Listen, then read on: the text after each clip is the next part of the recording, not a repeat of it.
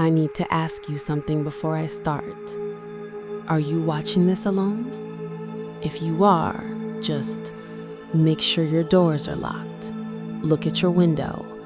Make sure the curtains are completely closed, because after I tell you this story, you will never want to look into the dark again. I'm not going to tell you a story about a bad dream. I'm not going to talk about going crazy or imagining things in my head. This is real. This is something physical, something that was hunting us. My name is Chloe, and this is the story of the weekend that ruined my life.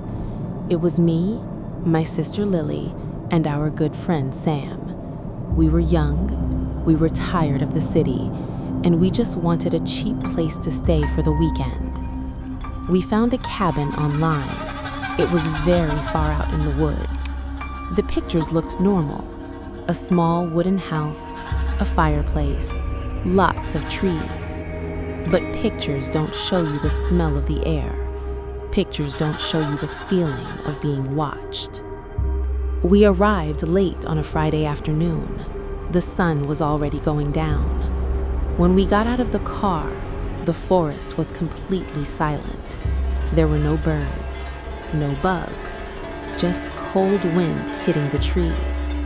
Sam, our friend, is a big guy. He's usually very brave, but even he looked at the dark trees and said, "It feels like we shouldn't be here."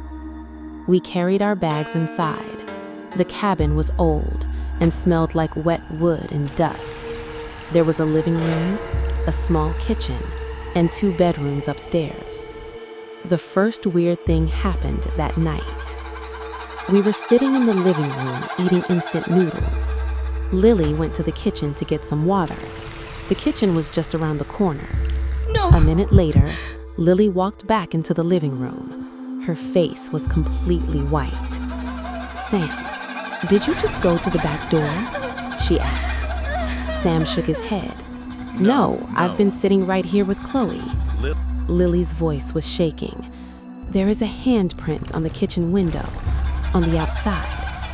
I stood up immediately. Sam and I walked into the kitchen. I will never forget what I saw. It wasn't a normal human hand. The handprint on the glass was huge. The fingers were too long.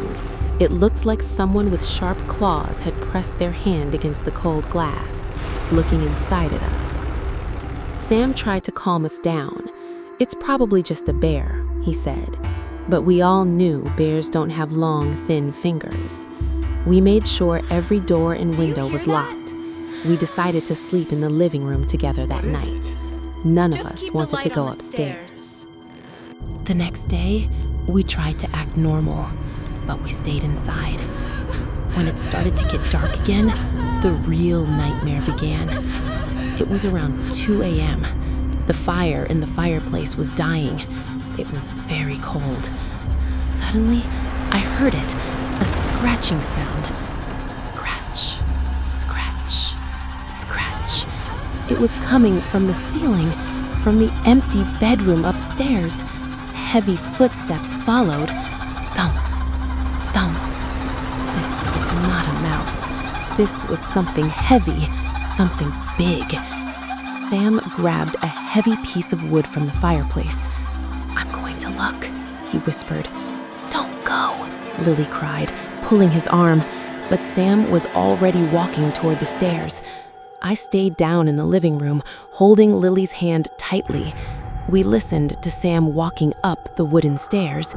Creak, creak. Then everything went quiet.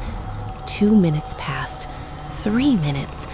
Suddenly, we heard Sam's voice coming from upstairs, but it sounded wrong. "Chloe, Lily, come up here.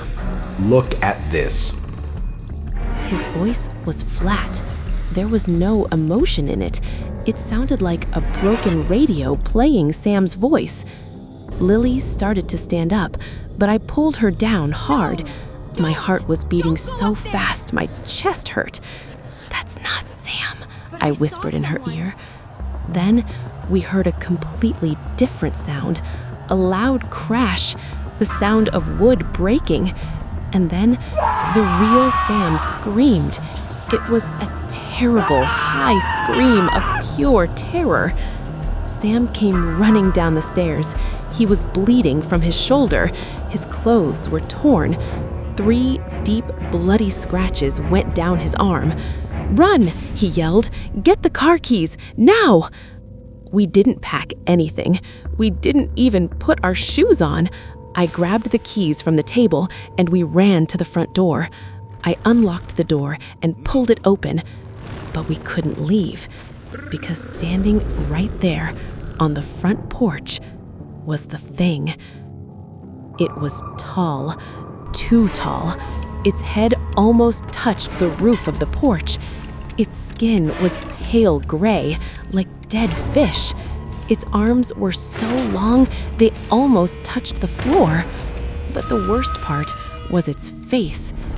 It had no nose, just 2 black holes, and a mouth that was completely open, filled with rows of sharp, dirty teeth.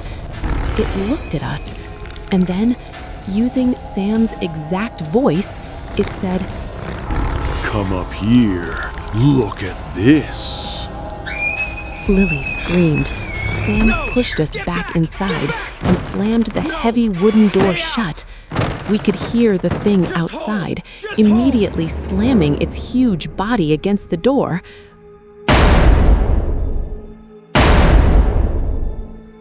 The wood started to crack. "The back door!" Sam shouted. We ran through the kitchen. The handprint was still on the window. We unlocked the back door and ran into the dark forest toward the front of the house where the car was parked. The ground was freezing. The rocks cut our feet, but we didn't stop.